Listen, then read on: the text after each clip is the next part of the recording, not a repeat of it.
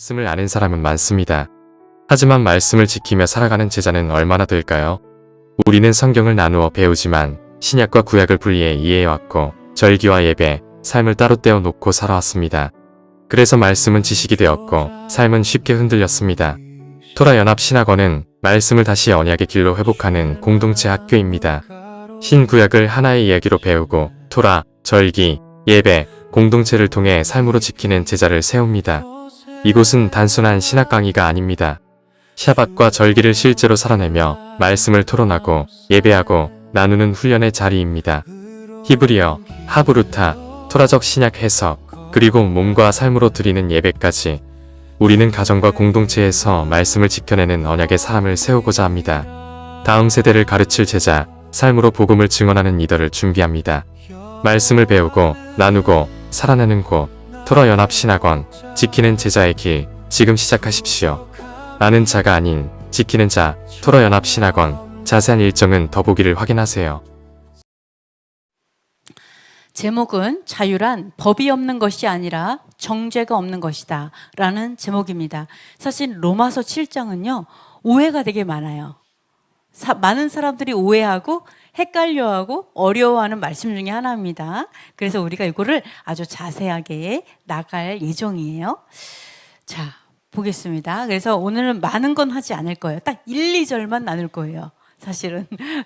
자, 보겠습니다. 자, 여기에 보시면 형제들아 내가 법 아는 자들에게 말하노니 너희는 그 법이 사람이 살 동안만 그를 주관하는 줄 알지 못하느냐 이렇게 이야기하고 있어요. 그러면서 비유로 말한 게 뭐냐면 남편 있는 여인이 그 남편 생전에는 법으로 그에게 매인바 된다. 하지만 남편이 죽으면 남편의 법에서 벗어난다 라고 아주 어려운 비유를 이렇게 하나님 그 바울이 들었습니다. 요거를 한번 생각을 해볼게요. 자, 첫 번째 사람이 살 동안에는 이렇게 말을 했죠. 자, 우리가 생각하는 건 하나님의 법은 이 땅에서의 삶을 위한 법이죠. 그거는 동의해요? 우리가 살면서 필요한 게 토라다. 하나님의 법이다. 요거는 인정이 되죠. 네. 그게 왜 우리가 살아가면서 토라가 필요할까요? 우리 솔직히 토라 없이도 잘 살았잖아요. 토라 없이 사니까 어떻게 됐어요? 인생이 꼬였죠? 막 엄청 꼬여가지고 풀길이 안 보여. 이게 바로 우리가 진짜 토라가 필요한 이유예요. 네. 하나님께서 이거를 다스리라고 말씀하셨거든요. 내가 조금 더 빨리 토라를 알았다면 다를 거예요. 성경에서 한번 찾아볼게요. 왜 토라가 필요한가? 왜 이게 우리의 삶 속의 토라인가? 자, 토라는 하늘에 있는 추상적인 개념이 아니에요. 보시면 자, 요거 한번 신명기 말씀 읽어볼게요. 내가 오늘 내게 명한 이 명령은 내게 어려운 것도 아니요 내게 먼 것도 아니라 하늘에 있는 것이 아니요 바다 건너에 있는 것도 아니라 오직 이 말씀이 내게 매우 가까워서 내 입에 있으며 내 마음에 있은즉 내가 이를 행할 수 있느니라. 아멘. 자, 이 말씀에서 보여지는 거는 뭐라고 하냐면 토라가 어디에 있는 게 아니래요? 하늘에 있는 게 아니라라고 얘기를 해요. 토라는, 그러니까 이 토라는 원래 이게 만들어진 원래는요 하늘이 아니라 이곳에서의 삶을 위해서 만들어진 거예요. 하늘용이 아니다라고 얘기를 하는 거예요. 하늘에 있는 것도 아니고 땅에 있는 거 아니다 라고 포인트에서 얘기하죠. 그래서 뭐라 그래요? 행할 수 있다. 자, 이거를 보면서 뭐를 알 수가 있어요? 우리가 살면서 실행이 가능한 법으로 주셨구나. 이거 알 수 있죠. 그러면서 어디 있대요? 내 마음과 입에 있다. 바로 여기 있다는 얘기를 하는 거잖아요. 내 여기 있다. 그러니까 행할 수 있다. 저 멀리 있는 게 아니다. 이거를 통해서 하늘에 있는 게 아니다. 그럼 뭐예요? 바로 토라는 이 땅에서 우리의 행함을 위해 주셨다라는 걸 알 수 있어요. 삶을 위해서. 그래서 토라는 관념이나 철학이나 형이상학적인 아주 추상적인 개념이 아니에요. 이게 뭐냐면 일상에서 행하도록 주어진 말씀, 너무 실질적인 말씀이어서 항상 우리에게 훈련이 되죠. 내가 하고 싶은데 참아야 돼. 그죠? 이런 것들이 있어요. 아주 자세하게 주어진 말씀이에요. 그래서 하나님은 토라를 사색의 목적으로 주신 것이 아니라 살아내라고 주신 거죠. 내가 사색하고 공부하고 묵상하고 이것만 하면은 그 용이 아니라는 거예요. 원래 주신 목적은 뭐라고요? 행하라. 할 수 있다. 이걸로 주셨다라고 우리가 알 수가 있습니다. 그리고 또 하나 볼게요. 이 땅에서 잘 살게 하기 위해 주셨다는 목적이 있어요. 참 너무 신기하지 않아요? 우리는 누가 잘 사는 법, 돈 버는 법, 막 이런 거 하면 아마 불을 켜고 볼 거예요. 아마 100만 조회수 막 이렇게 될 거예요. 그죠? 100만 조회수 뭐 엄청난 구독자와 막 엄청날 텐데 하나님께서 말씀하신 잘 사는 법에는 사람들이 관심이 없어. 근데 하나님은 잘 사는 법을 주셨어요. 자, 보시면 신명기 한번 읽어볼게요. 이스라엘아, 이제 내가 너희에게 가르치는 규례와 법도를 들으라. 그리하면 너희가 살 것이요 여호와께서 너희 조상들의 하나님이 주시는 땅에 들어가서 그것을 차지하리라. 땅을 주시겠대요. 땅을 주시겠대. 그리고 살게. 너무 잘 사는 걸 얘기하는 거죠. 아주 잘 사는 거예요. 웰빙과 땅에 대한 약속이, 언약이 여기에 있어요. 자, 토라의 목적이 뭐예요? 살게 하려고. 우리의 삶을 위해서 주신 규칙이고 법이기 때문에 땅에서 가정과 공동체와 나라로서 살아가기 위해서 주셨어요. 자, 규칙을 줘요. 공동체니까 규칙이 있는 거죠. 그죠? 혼자 사는데 그렇게 뭐 규칙과 법도 막 누구를 거를 훔쳤을 땐 이렇게 하고 어떻게 배상하고 이렇게 할 필요가 없죠. 이렇게 많은 건 주신 건 왜 그래요? 나라를 위해서. 거룩한 나라를 이루라. 거룩한 공동체를 이루라. 거룩한 가정을 이루라. 이렇게 주신 거예요. 그래서 우리의 삶을 위해서 살게 하시려고. 즉 토라는 땅에서 살게 하는 법으로서 땅에 들어가서 차지하리라. 바로 이 땅을 위해서 주신 법이라는 것을 우리가 알 수가 있어요. 자, 그래서 토라는 육체의 삶. 자, 우리가 토라 하면 어떤 사람은 우리가 율법, 토라 이렇게 하면 이제 끝났다 이렇게 생각을 하지만 우리는 아직도 육체에 살고 있잖아요. 이 땅에 살고 있어요. 그렇기 때문에 우리가 요것들을 개념을 잘 알아야 돼요. 이 육체를 위해 주셨다는 건데요. 자, 레위기 말씀 한번 읽어볼게요. 너희는 내 규례와 법도를 지켜 행하라. 사람이 이를 행하면 그로 말미암아 살리라. 나는 여호와니라. 자, 여기에 단어를 보면은요, 사람이 이거를 행하면 살 거다 이렇게 얘기하죠. 이거는 하나님께서 사람에게 주신 거예요. 너네 살으라고, 잘 살으라고 주신 거죠. 그죠? 꼭 잘 산다 막 이러면 꼭 괜히 부자로 막 이런 게 아니라 이 땅에서 행복하게 살아야 될 거 아니에요. 삶을 위해 주셨어요. 그래서 여호와께서 주셨어요. 근데 이 단어를 보면 사람은요, 아담이에요. 아담. 히브리어로 아담이에요. 사람은. 근데 이거는 그 사람, 그러니까 지켜 행하라. 근데 아담 이렇게 말한 건 왜 그러냐면 지키는 그 사람은 이걸 하기 때문에 그에 해당하는 아담이 된 거예요. 근데 원래 사람은요, 아담이거든요. 아시죠? 아담의 뜻이 뭐예요? 원래 우리 알고 있는 아담의 뜻. 아담. 아담은요, 에돔도 같은 어원이에요. 에돔 족속은 피부가 어때요? 피부 색깔, 에돔. 붉다고 했죠? 그게 왜 그러냐면, 아담은요, 우리 흙 보면 굉장히 흙이 영양가가 아주 많고 좋은 흙일수록 색깔이 어때요? 붉죠. 그쵸? 약간 붉으스름 막 갈색 막 이렇게 아주, 그쵸? 옥토. 굉장히 막 기름진 땅은 색깔이 다르죠. 근데 하나님께서 아담을 창조하실 때 바로 그 붉은 흙으로 우리를 창조하셔서 아담이라고 부른 거예요. 그죠? 그래서 이 아담이란 뜻은 흙으로 지었다라는 뜻이 있어요. 즉 육체를 가진 사람이란 뜻이에요. 육체를 가졌다. 아담은. 그러니까 이것만 봐도 뭐예요? 규례와 법도를 우리에게 주셨어요. 그러면서 뭐래요? 육체를 가진 너희들은 이것을 행하면 살 거야. 이걸 얘기하신 거잖아요. 너는 살아가게 될 거야. 즉 이것만 봐도 이 토라는 육체를 가진 사람에게 필요한 용도구나라는 걸 알 수가 있어요. 제가 이제 율법 필요 없어요. 이런 얘기하면 최소한 육체는 벗어야지 그 말을 해도 돼요.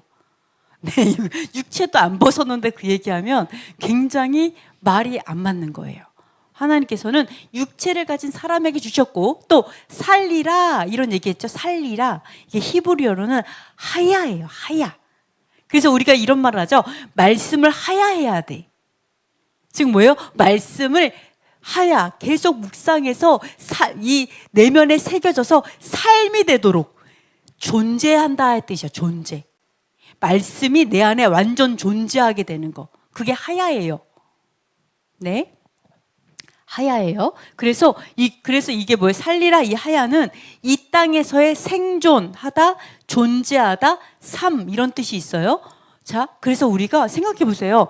내가 말씀을 하야해요. 오늘 내가 그걸 삶으로 살아요. 그거는요. 오늘 살아요. 내일 되면 어떻게 된 거예요? 어제 살은 거죠? 그리고 또 오늘 살아요.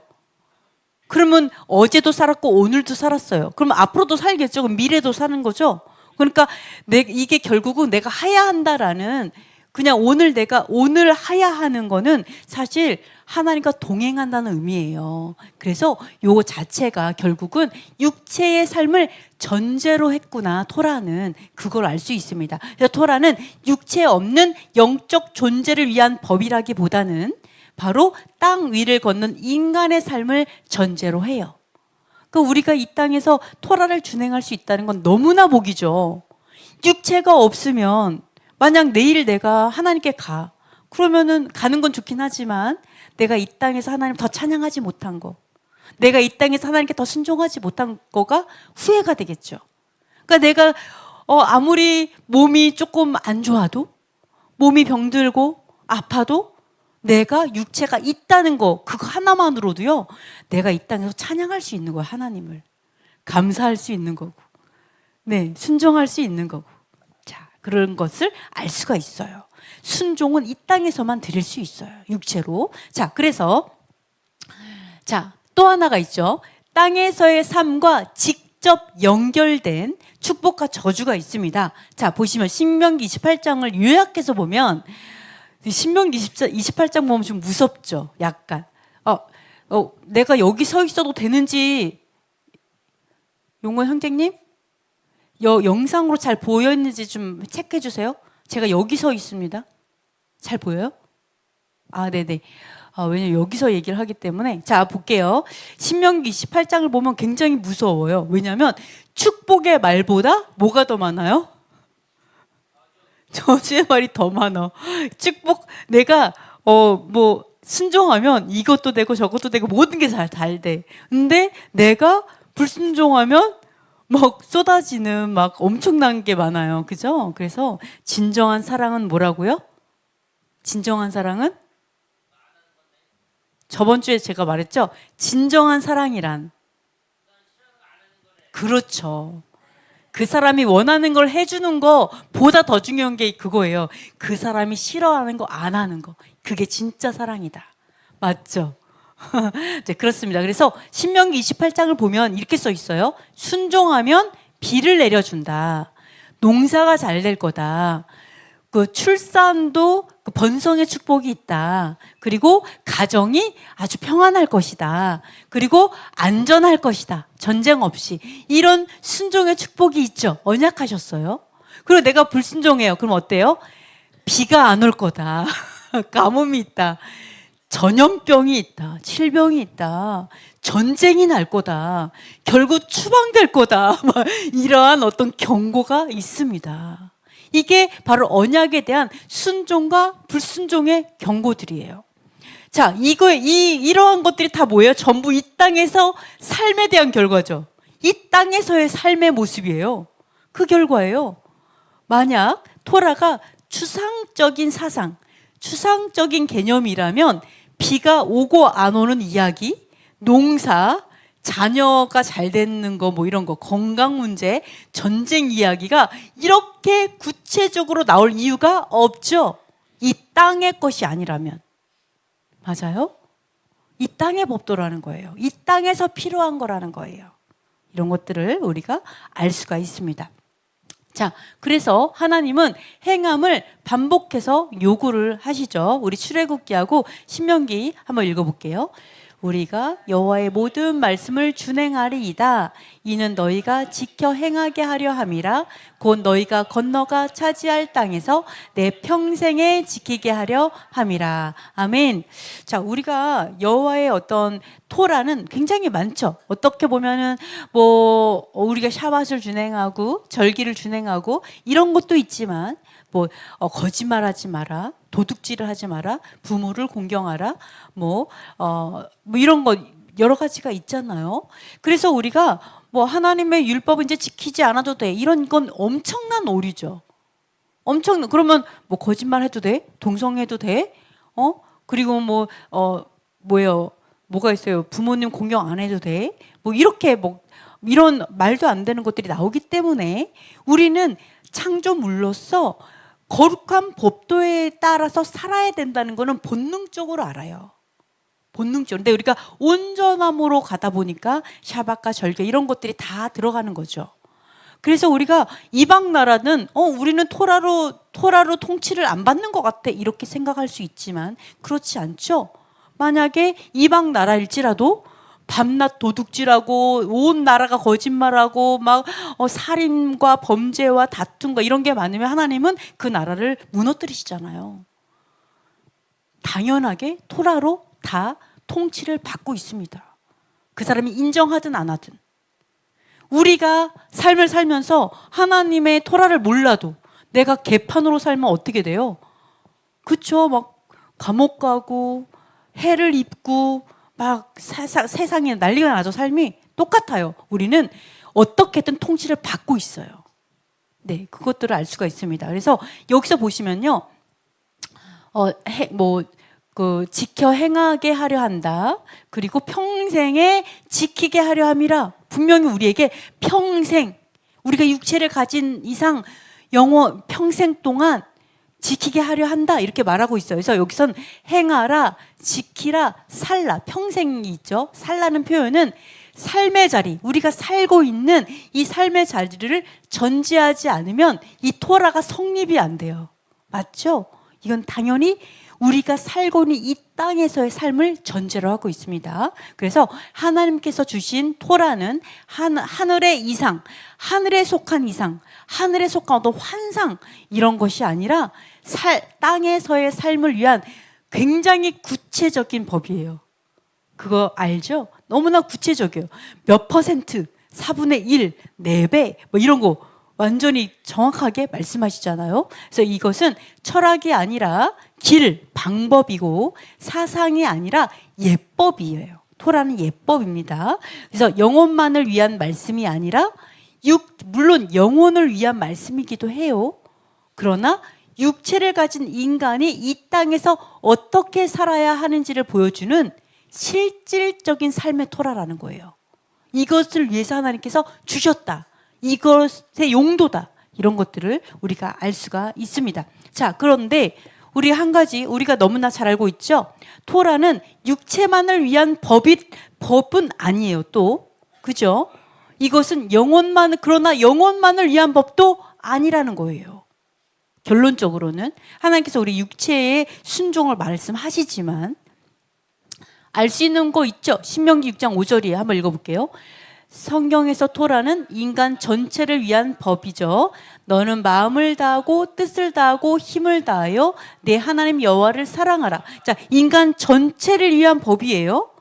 뭐라고 해요? 하나님을 사랑해서 준행하라는 얘기를 신명기 6장에서 얘기하죠. 머리에 이마에 표를 삼고 하면서 이제 가르치고 준행하라고 얘기하는데 어떻게 사랑하면서 준행하냐? 마음을 다하고 뜻을 다하고 힘을 다해서 마음을 다 영으로 마음은 영이에요. 영을 다해서 뜻, 생각을 다해서 힘, 나의 육체를 다해서 의지를 다해서 이 힘, 나의 모든 힘을 다하는 거기 때문에 예수님께서 이거를 생명을 다해서라고 말씀하셨죠. 즉 이거는 뭐예요? 우리의 모든 것으로 토라를 준행하는 거예요. 네, 그래서 자 보세요. 육체, 마음, 생각 다해서 영을 다해서 그래서 공동체가 그리고 미래의 나라가 전체가 하나님 그 말씀에 준행하는 거기 때문에 토라는 두 가지 층위, 즉 육체에 속한 것과 영에 속한 것이 두 가지가 다 가지고 가고 있어요. 근데 여기서 가장 중요한 게 뭐냐?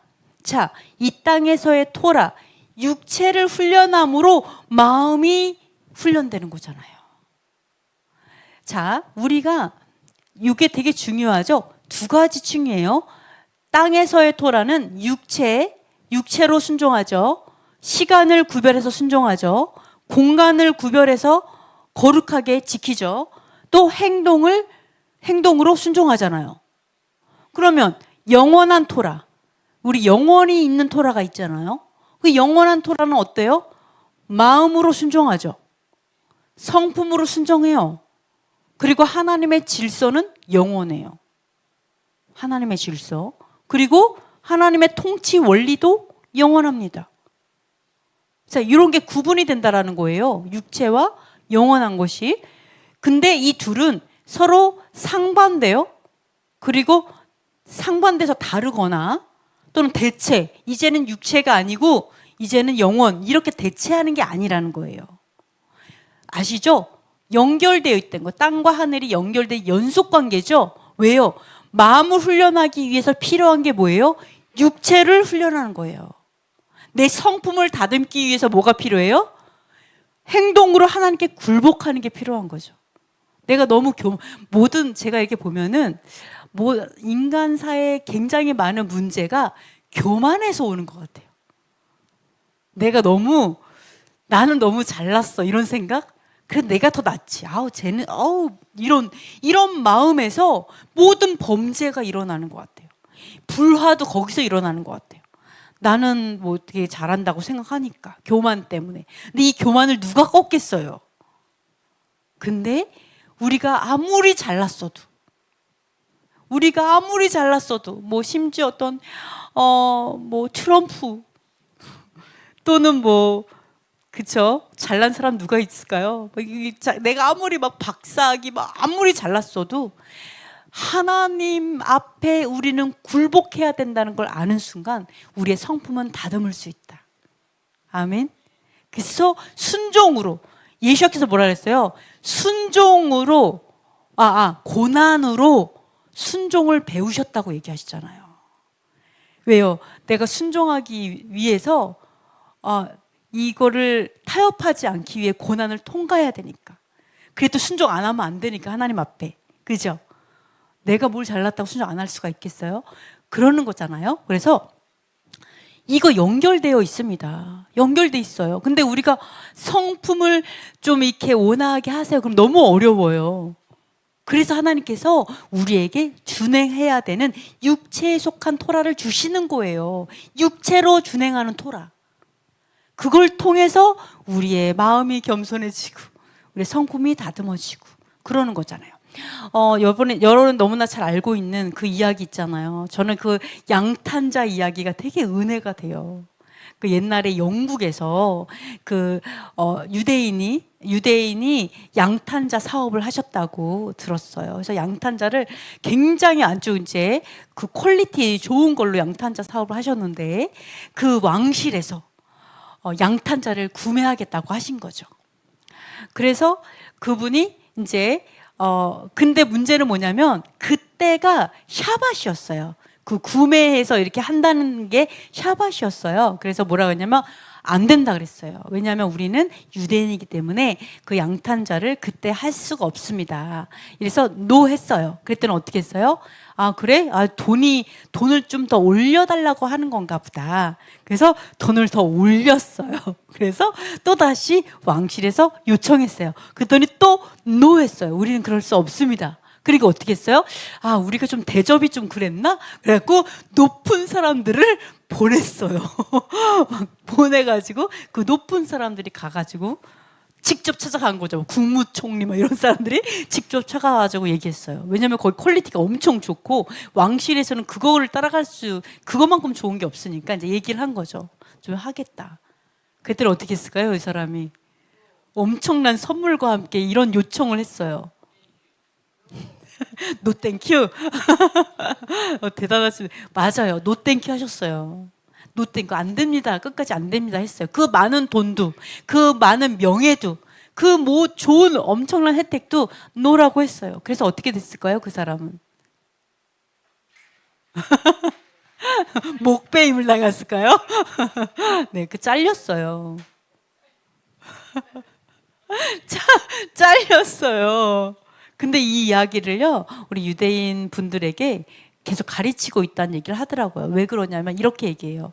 그런 분들이 계셨기 때문에 샤밧이 지금까지 우리가 준행할 수 있는 것입니다. 그런 사람이 없었으면 샤밧이 유지되지 못했을 겁니다. 우리의 삶의 목적이 그거죠. 저는 그게 너무나 아름다운 스토리라고 생각해요. 우리가 이럴 때 하나님께서 영광 받으신 거죠. 어떤 고백이요? 이거 자체가 돈보다 하나님이 더 중요해요. 명예보다 하나님의 말씀이 더 중요합니다. 사람들이 어떻게 해도, 나에게 어떻게 해도 하나님과 저는 바꾸지 않을게요. 그렇게 해서 하나님께서 영광 받으시는 거죠. 자, 이러한 것들이 있습니다. 그래서 제가 하고 싶은 말이 뭐냐면 이거예요. 우리의 성품을 다듬기 위해서는 우리의 육체, 우리의 행동으로 순종하는 걸 통해서 하나님은 우리의 성품을 다듬어 가고 계신다는 거죠. 내가 이런 육체에 하나님께서 제한을 두지 않으면 우리는 망나니처럼 살 거예요, 아마. 내 마음대로. 그쵸? 법도 내 마음대로 해석해가지고 뭐 마음대로 뭐 해도 되고 안 해도 되고 뭐 이러면서. 그죠? 그러나 하나님은 법은 정해져 있어요. 규정은. 그리고 그거는 준행하라고 했어요. 그러니까 어때요? 내 상황이 어떻든 간에 나는 준행해야 돼. 그래서 우리가 망나니가 될 수도 있었는데, 내가 아주 그 무질서한 사람이 될 수 있었는데, 혼돈 그 자체가 될 수 있었는데, 하나님께서 우리를 질서로 데려가시는 거죠. 그게 무엇을 통해서? 바로 행동으로 준행하는 그것을 통해서 우리의 마음을 다듬고 성품을 다듬고 예수와의 그 믿음의 분량까지 우리를 훈련하시는 줄 믿습니다. 흠과 티가 없도록 훈련하시는 거예요. 그것은 우리가 하나님의 훈련에 동의해야 돼요. 그리고 굴복해야 되는 줄 믿습니다. 그래서 이거는 상반된 것이 아니에요. 영원한 토라와 이 땅의 토라가 상반된 것도 아니고 대체되는 것도 아니에요. 그냥 연결돼 있어요. 맞죠? 연결돼 있습니다. 그래서 우리는 이미 이 안에서 천국을 살고 있잖아요. 자, 이렇게 볼 수가 있어요. 그래서 우리 아까 거기도 보면은 마음에 새겨진 토라가 있는데요. 자, 마음에 새겨진 토라는 토라의 폐지가 아니에요. 자, 예레미야 한번 읽어볼게요. 내가 나의 법을 그들의 속에 두며 그들의 마음에 기록하리라. 아멘. 그러니까 사람들이 되게 이거 너무 잘 알아요. 신약은 우리의 마음판에 하나님의 법도를 새기고 준행하게 한다는 거는 예레미야도 있지만 히브리서도 있기 때문에 너무나 잘 알고 있어요. 근데 이 사람들이 어떻게 생각해요? 그러니까 마음으로 준행하는 거지 행동으로 하는 게 아니고 이렇게 생각한다는 거죠. 자, 근데 마음에 새겨진 토라라는 그 의미가 토라를 폐지한다는 의미가 아니라는 거예요. 이 의미는요, 법을 없애겠다가 아니라 법의 위치를 옮기겠다라고 선언하시는 거예요. 그죠? 위치가 어떻게 옮겨져요? 돌판에서 심령으로, 우리의 심장과 오장육부로, 그 다음에 외적인 강제, 외적으로 야, 이렇게 해라, 저렇게 해라, 이렇게 어떤 규정으로 하는 것이 아니라 우리에게 영에 속한 생명으로 안으로 들어와서 생명의 말씀으로 하신다라고 얘기를 하고 있어요. 그래서 내면화한다는 거죠, 여러분. 그죠? 우리가 뭐 백과사전이 있어요. 백과사전이, 여러분 백과사전, 성경을 할게요. 성경 있어요. 맨날 성경 안고 다녀요. 잘 때는 배구 자요. 그게 생명이 돼요?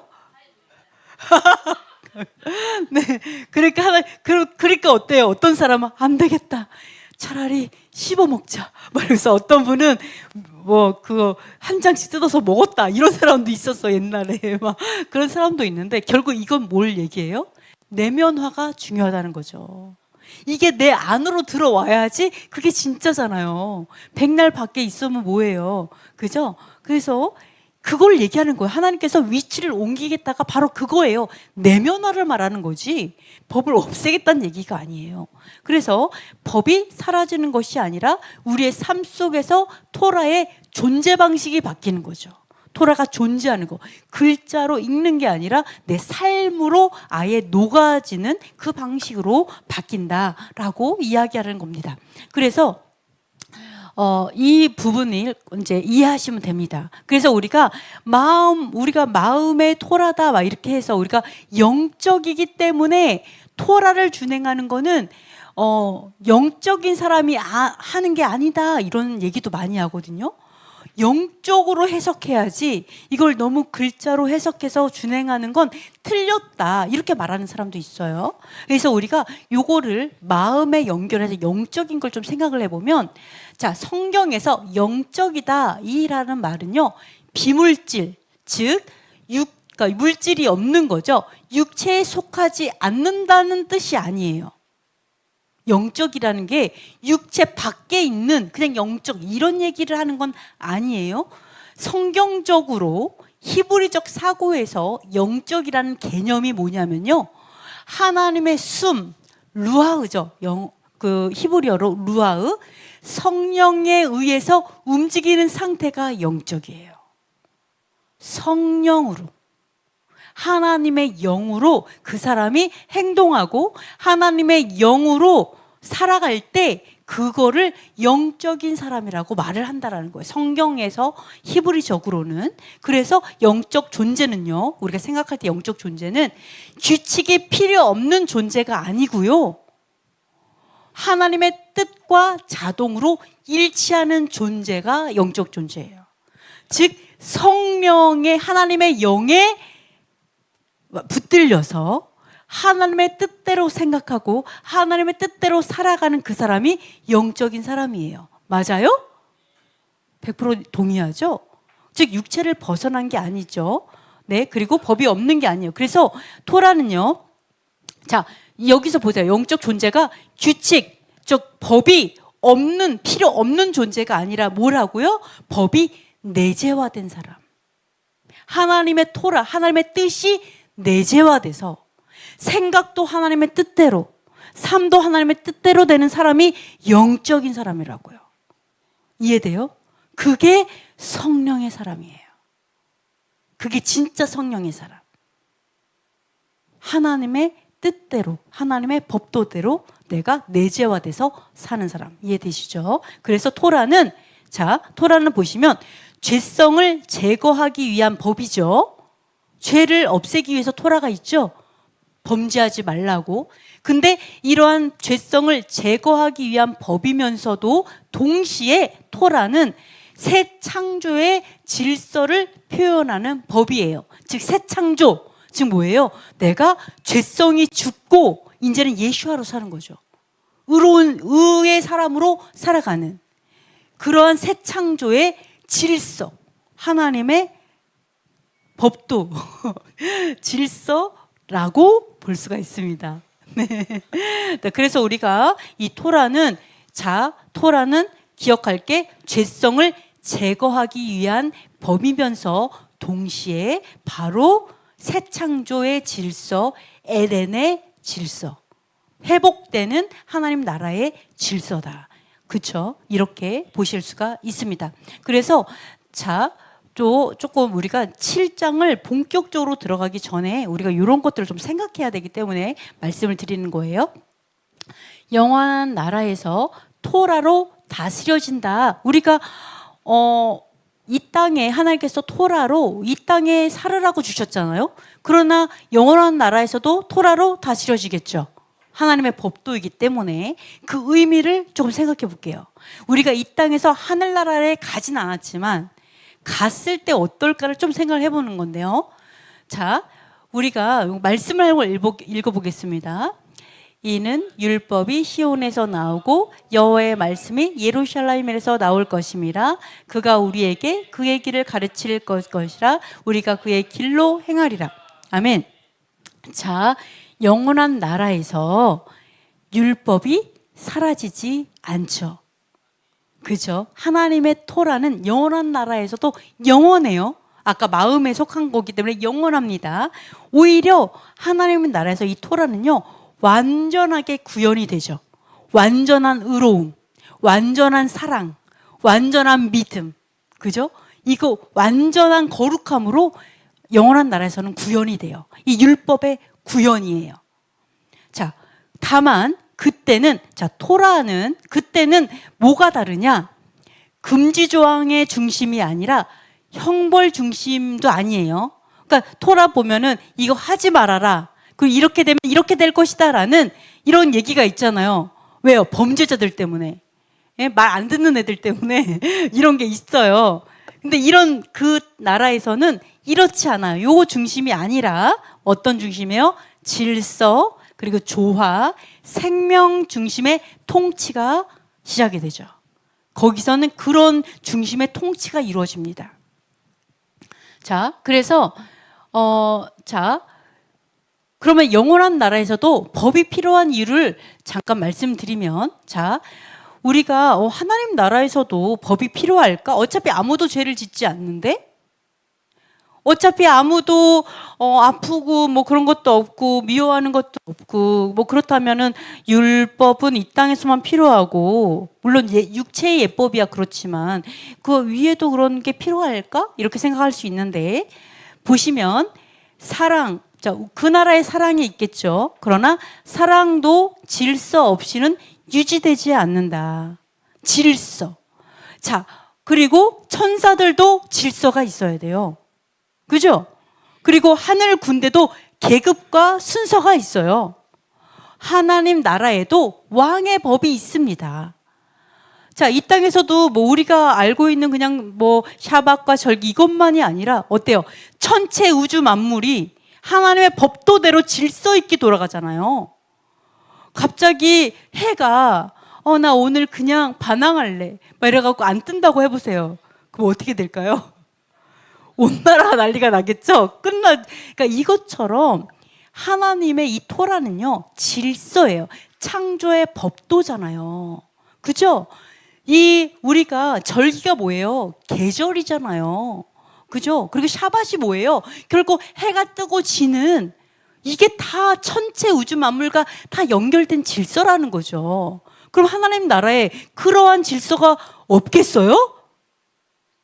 당연히 있죠. 하나님 나라에도 질서가 있습니다. 당연하게. 그렇게 토라는 영원한 거예요. 네네. 당연히 영원한 겁니다. 그래서 기억할 게 뭐예요? 법 없는 나라는 자유의 나라가 아니라 혼돈의 나라일 뿐이에요. 법이 없으면. 그러니까 우리가 기독교에서 자꾸 법이 끝났다, 지키지 않아도 된다, 안 지켜도 그냥 마음으로 하나님 사랑하고 이웃만 사랑하면 된다. 뭘 얘기해요? 질서가 없는 사랑을 얘기하고 있죠. 질서가 없으니까 뭐가 나와요? 갑자기 동성애도 사랑해요. 뭐 이러고 이런 미친 사람들이 나오는 거예요. 네, 이게 결국 열매예요. 그런 가르침의 열매. 자, 그래서 혼돈의 나라를 만들고 있어요. 그런 잘못된 가르침이. 그래서 토라는 이런 혼돈에서 다시 창조 질서를 회복하는 법이라고 볼 수가 있습니다.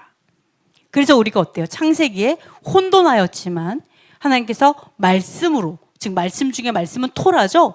바로 하나님의 법도로 세상을 창조하시잖아요. 그래서 이 토라는 바로 이 창조 질서를 회복하는 법이다. 이렇게 보실 수가 있습니다. 그래서 이제 이렇게 땅의 토라와 영원한 이 토라는 연결이 되죠.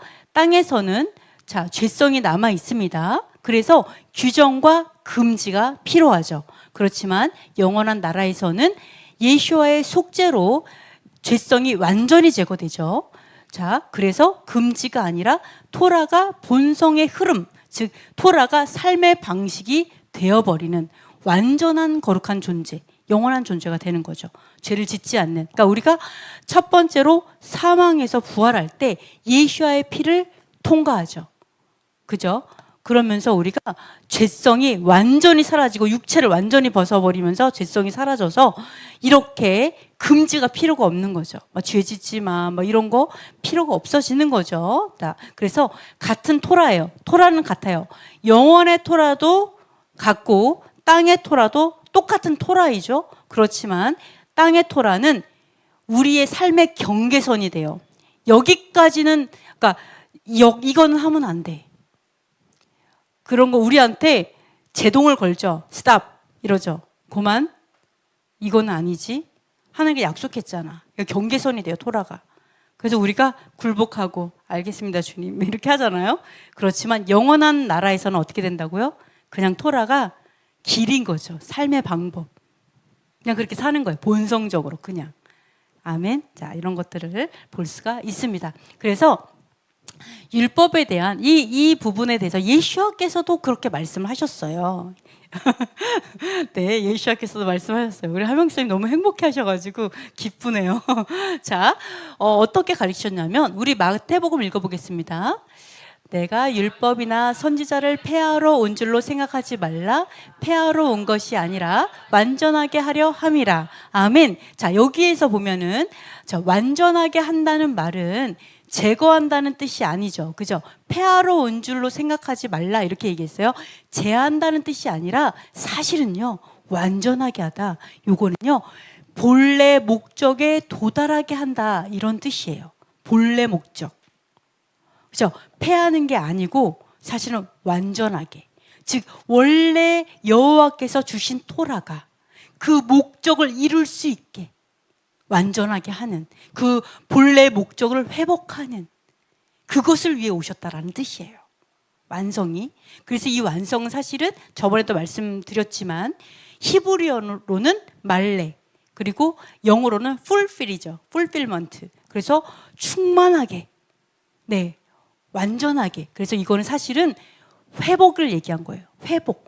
본래 목적에 맞게 회복한다는 뜻이다. 이렇게 말을 하고 있죠. 그래서 토라는 이 땅에서는 우리가 넘어지지 않도록 붙잡아주는 울타리고 영원한 나라에서는 우리가 기쁘게 걸어가는 길이 된다라고 이제 봅니다. 그러니까 너무 울타리잖아요. 그러니까 이런 것들을 우리 자녀들에게 잘 가르쳤다라면 지금처럼 갑자기 아들이 엄마, 아빠, 제가 결혼할 며느리를 데리고 왔어요. 딱 했는데 보니까 머스매를 데리고 오는 이런 일이 없어지죠. 왜? 울타리를 딱 했어요. 울타리, 너가 이거는 범하면 안 돼. 이렇게 살아야 돼를 가르쳤다면 그게 그 사람의 삶의 울타리가 되어서 범죄, 이러한 무너지는 거에서 지켜줬을 텐데, 네, 이런 것들이 참 안타깝습니다. 자, 그래서 토라는 육체를 가진 인간을 위한 법이고 동시에 영적 존재가 될 인간을 미리 훈련시키는 법이죠. 그죠? 네. 그래서 이 땅에서는 토라를 살아내는 것은 영원한 나라의 언어를 미리 배우는 것과 같습니다. 네. 그래서 왜요? 영원한 나라에서는 토라가 그냥 기쁘게 걸어가는 길, 삶의 방법, 삶의 본성이에요. 그냥 그렇게 살아가요. 그러니까 이 땅에서 이 육체를 가지고 순종 훈련을 하면서 마음을 막 준비시키는 거죠. 결국 이게 뭐라고요? 미리 훈련하는 거죠. 영원한 나라를 토라로. 그러면서 결국 영원한 나라의 언어를 미리 배우는 것과 같다. 네, 아멘. 네, 그렇습니다. 그래서 바울은 6장에서 우리가 7장 넘어가기 전에 사람들은 6장, 7장 딱 하면 6장 다 덮어놓고 그다음 7장부터 생각을 하는데, 자, 6장에서 옛사람이 죽었다 이렇게 선언했었어요. 계속해서 저번 시간에. 그래서 6장에서 어떻게 했냐면 바울이 반복적으로 우리는 죄에 대해서 죽었다. 옛사람이 십자가에 못 박혔다. 그래서 더 이상 죄가 우리를 다스리지 못한다. 네. 그래서 우리가 여기서 죽음은 육체의 죽음이 아니라 죄성을 말한 거였죠. 우리가 죄에 대해 죽었다. 그러니까 죄성, 옛 정체성의 죽음을 말했죠. 그래서 뭐라고 했어요? 이제 우리가 불의의 도구로 살지 않는다. 이제는 의로운 도구로, 하나님의 도구로, 하나님의 종으로 살아야 한다. 뭐 이런 얘기를 계속했잖아요. 우리가 뭐 더 이상 죄를 지으리요? 결코 그럴 수 없느니라. 막 이런 얘기하면서, 그죠? 우리 정체성은 죄의 정체성이 아니다. 뭐 이런 얘기를 계속 6장에서 해왔습니다. 그래서 자, 이게 보시면은요. 그렇기 때문에 이 법은요. 살아있는 죄성을 관리하는데요. 법의 역할, 조금 더 말씀드리면 법의 역할은 죄를 짓는 존재를 규제하고 관리하는 역할을 해요. 우리가 만약에 죄를 짓지 않아요. 너무너무 막 의롭게 아주 착하고 성실하고 뭐 이렇게 잘 살아요. 이런 사람한테 갑자기 딱 와서 법칙 이런 걸 딱 내면서 자, 이거 좀 와보세요. 규정에는 이렇게 써 있습니다. 이런 얘기 하겠어요? 할 이유가 없어요. 왜? 그냥 그렇게 잘 살고 있으니까. 법에 접촉이 안 돼. 근데 갑자기 이 사람이 막 맨날 결근을 맘대로 하고 막 거짓말하고 막 모함하고 막 이제 사기치고 막 이런다고 쳐봐요. 그럼 어떻게 해요? 없는 것도 막 찾겠죠. 어딨더라? 이게 어떤 규정집이 있는데 막 찾아가지고 그다음에 그 사람한테 가서 얘기하겠죠. 규칙은 이러이러합니다. 당신 이렇게 하시면 안 됩니다. 경고하겠죠. 몇 번 경고도 안 되면 어떻게 해요? 여기에 퇴출하라고 되어 있습니다. 퇴출시키겠죠. 자, 이거는 뭐를 얘기하냐면요. 이게 바로 법의 역할을 말하는 거예요. 법의 역할. 즉, 잘 사는 사람을 위해서 법이 존재하는 게 아니고요. 오히려 죄 짓는 존재, 죄 짓기 때문에 규제하고 관리하기 위해서 사실 법이 필요한 거죠. 이게 제어가 안 되니까 자꾸 제어해서 사람답게 만들어야 되잖아요. 이게 바로 법의 역할이라는 거예요. 그래서 죄성이 살아있다면 어떻게 된다? 법의 관리 대상이 되는 거죠. 법에 접촉이 돼요. 범죄를 저지르면 어떻게 돼요? 법의 제재가 따르죠. 심판받고 감옥에 가겠죠. 뭐 이런 것들이 바로 법의 역할입니다. 그렇지만 반대로 죄를 짓지 않으면, 그죠? 죄성이 죽었어요. 우리가 십자가에 못 박았어, 진짜로요. 죄성이 죽어버렸어. 그럼 어때요? 법은 더 이상 제재할 이유가 없죠. 이게 바로 바울이 말하는 자유예요. 법의 제재를 받지 않는 자유. 안 지켜도 되는 자유가 아니라 그걸 얘기하고 있습니다. 이게 이제 바울의 6장에서 말하는 그 논리예요. 여기까지가요. 그런데 7장에서 저희가 이게 거의 하여간 7장에서 요까지만 좀 할 건데요. 남편이 의미하는 것을 한번 생각을 해볼게요. 남편. 여기서 6장까지는 계속 우리가 죄성이 죽는 거 계속 그렇게 말했잖아요. 근데 갑자기 7장에서 남편이 죽는다는 얘기를 하는 거예요. 갑자기 생뚱맞게. 이게 이해가 안 될 수가 있거든요. 자, 이 비유에서 말하는 남편이 누구일까라는 거죠. 그러니까 남편이 죽는다는 딱 얘기를 하니까 이게 남편이 죽는 게 좋다는 얘기인가? 뭐 이런 이 남편은 누구지? 뭐 이런 생각을 한다는 거죠. 그래서 이 남편에 대해서 생각을 해보면 이 남편은요 단순히 남자가 아니라, 그죠? 남자가 아니라 뭐를 얘기하냐? 나를 지배하던 존재, 남편은. 그리고 내 삶을 규정하던 주인을 말하는 거예요. 남편은. 왜냐하면 성경적 히브리적 언어로 보면은요. 이 남편은요. 옛사람을 얘기하고 죄성을 말하고 히브리어로는 바알이에요. 바알. 남편이 바알이거든요. 바알의 뜻이 뭐냐면요. 주인. 남편, 지배자라는 뜻이에요. 바알이. 이게 만약 히브리어로 바알이 죽으면 이렇게 말하면 좀 이해하기 쉬웠을 수도 있어요. 그죠? 근데 우리가 남편이 죽으면 하니까 남편이 죽는 게 좋다는 얘기인가? 남편은 죽으면 재혼을 해도 된다는 얘기인가? 막 이런 생각을 할 수가 있는데 현실적으로. 근데 여기에서 히브리에서는 바알로 바로 이 뜻이 지배자라는 뜻이라는 거예요. 주인, 나의 주인. 6장에서 계속 말한 게 뭐였어요? 주인이 바뀌는 걸 계속 말했잖아요. 연결된 거예요. 7장이 6장과. 그래서 내 안에 바알이 살아있으면 나는 그의 법 아래 있게 된다. 내 안에 주인, 그게 살아있으면 그 주인의 법에 묶일 수밖에 없다. 그 얘기를 하는 거예요.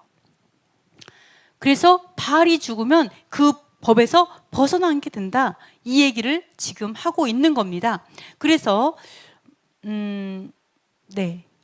저 하나 더 말씀드리면 여기서 왜 굳이 여인이 죽어야 된다 얘기하지 않고 왜 바알이 죽어야 된다. 바알이라고 하는 그 사람이 죽어야만 우리가 자유하다라고 하는 이 바알로 비유를 했을까요? 왜 여인이 죽는다고 얘기하지 않았을까요? 어떻게 생각해요? 왜 남편을 얘기했을까요?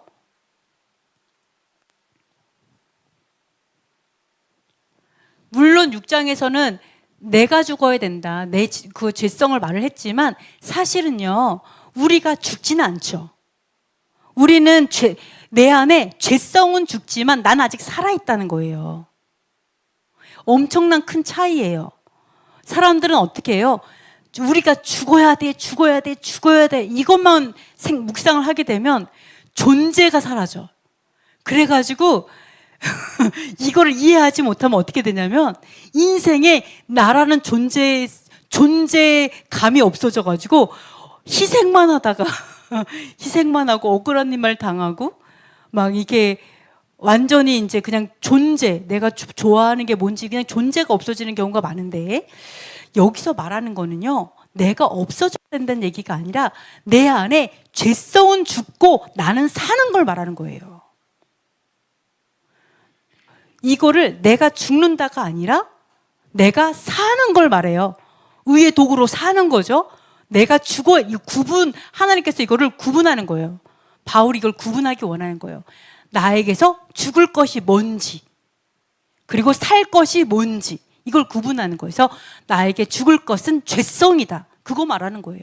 내가 그냥 다 죽어가지고 맨날 억울하게 살길 원하는 게 아니고요. 존재감 없이 살아라는 게 아니고요. 그죠? 우리는 어디에서 살아야 돼요?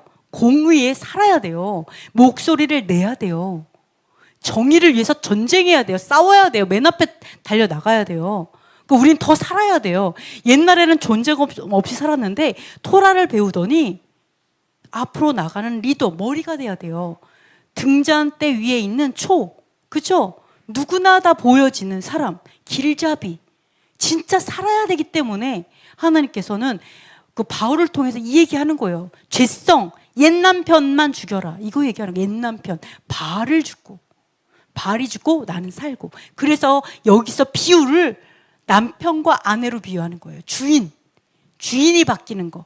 그거를 말을 하는 겁니다. 그래서 요거를 말씀드리면 바울이 이제 우리가 여기서 내가 막 넘어갔었나? 넘어갔었네. 어떻게 넘어갔지? 자, 여기서 보면요. 이게 법에서 자유하다. 즉 남편이 이제 옛 남편이 죽고 이제 자유하게 되잖아요. 그 남편의 법에서부터 자유하게 되거든요. 그러면 이 법을 우리가 생각을 해보면 사실 이게 조금 더 깊은 의미예요. 옛 남편의 의미가. 왜냐하면 옛 남편, 이 죄성, 뭐 이런 것이요. 자, 내가 토라를 몰랐던 게 아니에요. 과거에도 토라를 알았지만, 그렇지만 내가 아직 미성숙하고 그 토라가 내면화되지 않아서 내가 죄를 지으며 살았던 그러한 상태를 말해요. 예. 그러나 내가 진정한 어떤 그 신앙의 깊이가 깊어지면서 내가 이때야말로 결국 죄성을 죽이고 하나님의 사람이 되었을 때는 그 문자로만 있던 이 토라가 내 안에 내면화되는 거거든요. 그래서 이 법에서 자유하다 그 의미를 그래서 말을 하는 거예요. 그냥 뭐 하나님 토라가 없었을 때의 바알 이런 게 아니에요. 있었지만 이렇게 이해를 하셔야 돼요. 그 당시에도 그랬어요. 그래서 이 법에서 자유하다는 것은 법이 필요 없어졌다는 뜻이 아니라 토라가 폐해졌다는 뜻도 아니죠. 사실은 법의 정죄에서 자유로워졌다. 예, 법에서 자유하다는 것은 이 정죄에서 자유로워졌다는 뜻이에요. 왜냐하면 더 이상 죄성이 나를 다스리지 않으니까. 죄성의 바알이 나를 다스리지 않기 때문에 또 죄를 짓지 않게 되고, 그래서 법이 나를 고발할 이유가 없어요. 고발할 이유가 없어요. 그러니까 내가 정죄에서 자유로워지는 거예요. 내가 준행하니까. 이게 바로 법에서 자유한 거예요. 법을 안 지켜서 자유한 것도 아니고 법이 없어서가 아니라 내가 죄성이 사라져서 자유한 거죠. 그래서 여기서 말한 것처럼 법을 어겨서 자유한 것이 아니라 범하지 않기에 정죄받지 않는 자유, 이것이 바울이 말하는 진정한 자유입니다. 자, 그래서 바울이 말하는 자유는 방종의 자유가 아니라 새 생명의 자유. 어떤 자유? 새로운 주인 아래서의 자유를 말하는 거예요. 왜냐하면 옛 남편 바알과 죄성이 죽었기 때문에 우리는 더 이상 그 법 아래 있지 않고 바알의 법, 죄성의 법에 있지 않고, 자, 그리고 뭐 금지법, 맨날 금지한 이런 법과 같은 거기에 매여 있는 게 아니라 이제는 하나님의 뜻과 생명 안에서 자발적으로, 내가 하지 말라니까 억지로 안 하고 막 이러는 게 아니라 자발적으로 토라를 살아내는 존재가 되었기 때문에 느끼는 자유, 그게 법에서 자유하다, 이런 것들을 얘기를 하고 있습니다. 그래서 마지막이에요. 남편의 죽음의 뜻은요. 자, 남편의 죽음이 바알의 죽음이죠. 바알의 죽음은 율법의 폐기가 아니고, 그리고 하나님의 법을 부정하는 것도 아니에요. 네, 바알의 죽음은 바로 율법 아래에서 나를 지배하던 죄성의 주인의 죽음을 말합니다. 즉 정죄 구조, 정죄를 하던 구조가 해체된 거죠. 죄성이 없어져 버렸으니까. 그래서 우리는 더 이상 바알의 아내가 아니라, 그리고 억압적인 주인의 종이 아니라 자발적으로 순종하는 관계에 들어감을 뜻한다, 이렇게 볼 수가 있어요. 그래서 우리가 이게 조금 안에 또 깊은 내용이 있어요. 옛날에 이스라엘은 바알을 마치 두려움으로, 그리고 억압하는 주인처럼 그렇게 억지로 섬기는 그런 것이 있었어요. 그래서 하나님께, 여호와께서 나는 바알이 아니다, 이렇게 말씀하시고, 오히려 난 이쉬로 불리기 원한다, 이런 말들이 있거든요. 그래서 우리가 여기서 말하는 건 뭐예요? 저번 시간 말한 것처럼 내가 토라를 들어오니까 이것도 하지 말라고 그러고 저것도 하지 말라고, 이거 먹으라고 그러고 저거 먹지 말라고 하고, 너무 억압하는 것 같고 너무 나를 구속하는 거 아니야? 너무 불편한 거 아니야? 이렇게 접근하면 안 된다 그랬죠. 이게 바로 바알의 신앙이에요. 억압하는 주인. 그래서 오히려 준행하기 어려워. 이거는 하나님이 원하는 뜻이 아니죠. 뭐를 말해요? 정체성의 변화. 정체성의 변화. 우리는 바로 죄성이 죽었고, 그리고 우리는 의의 사람이다라는 죄성이 죽었기 때문에 죄성이 주인이 아니다. 내가 죄를 지을 수 있어요. 그러나 그게 주인이 아니기 때문에 언제든지 끊어낼 수 있거든요. 그러니까 우리의 주인이 바뀌었다고 하는 정체성의 변화가 먼저 돼야 돼요. 이게 되었을 때 바로 어떻게 된다? 죄가 나를 이끌어가는 것이 아니라 우리의 자발적인 순종의 마음, 그 하나님의 마음, 의로움이 우리를 이끌어가게 된다라는 거죠. 그게 바로 지금 이 남편의 죽음도 그걸 말하고 있어요. 남편 죽었다. 우리의 죄성 죽었다. 그 얘기를 하는 거예요. 그래서 하나님께서 나를 바알로 부르지 말아라, 그 얘기하는 거예요. 억압하고 구속하고 이런 것이 아니다. 이것이 같이 연결되어 있습니다. 자, 마무리하겠습니다. 네, 비유 이야기로 우리 마무리할게요. 오늘 이제 말씀을 한번 생각을 해봤어요. 그래서 이거를 이야기 형식으로 한번 읽어보는데, 한번 우리 다 같이 한 목소리로 읽어보는데요. 제목은 법정에서 풀려난 사람입니다. 우리 다 같이 읽어보겠습니다. 어느 마을에 한 사람이 있었습니다. 그는 매일 법정 앞을 지나갈 때마다 고개를 들지 못했습니다. 그 법정에는 항상 판사가 앉아 있었고 그 사람의 이름은 늘 명단에 올라 있었습니다. 그는 법을 몰랐던 사람이 아니었습니다. 오히려 법을 너무 잘 알고 있었습니다. 그래서 더 두려웠습니다. 이건 어겼고 저건 부족했고 이건 아직 못 지켰다. 그의 마음속에는 판사가 늘 따라다녔습니다. 어느 날 재판이 열렸습니다. 그는 떨리는 마음으로 법정에 섰습니다. 판사는 법전을 펼쳤고 조목조목 법을 읽어 내려갔습니다. 그 사람은 고개를 숙이고 판결을 기다렸습니다. 그때 판사가 말했습니다. 법은 여기에 있다. 하지만 너를 고발할 자는 더 이상 없다. 사람은 놀라 고개를 들었습니다. 어째서입니까? 법은 그대로 있지 않습니까? 판사는 조용히 대답했습니다. 법은 사라지지 않았다. 그러나 내 안에서 죄를 짓게 하던 주인이 죽었다. 너를 끌고 오던 자, 너를 고발하던 자, 너를 정죄하던 자는 더 이상 존재하지 않는다. 그 사람은 다시 물었습니다. 그렇다면 이제 법을 지키지 않아도 됩니까? 판사는 미소 지으며 말했습니다. 아니다. 이제 너는 법을 두려워서 지키는 것이 아니라 기쁨으로 행할 것이다. 전에 너는 형벌을 피하기 위해 순종했지만 이제는 생명을 사랑하기 때문에 걷게 될 것이다. 그날 이후 그 사람의 삶은 달라졌습니다. 법정은 여전히 그 자리에 있었고 법도 그대로 남아 있었습니다. 그러나 그는 더 이상 법정을 피해 다니지 않았습니다. 오히려 법이 가리키는 길을 기쁘게 걸어갔습니다. 그는 자유의 법이 사라졌기 때문이 아니라 정죄가 사라졌기 때문이었습니다. 다 된 것 같아요. 네, 이해가 되시나요? 네, 우리의 주인이 바뀌었습니다. 우리의 죄성의 주인은 죽었습니다. 이게 믿어지지 않으면 집에 가서 장례식을 작게 치르시면 죽었습니다.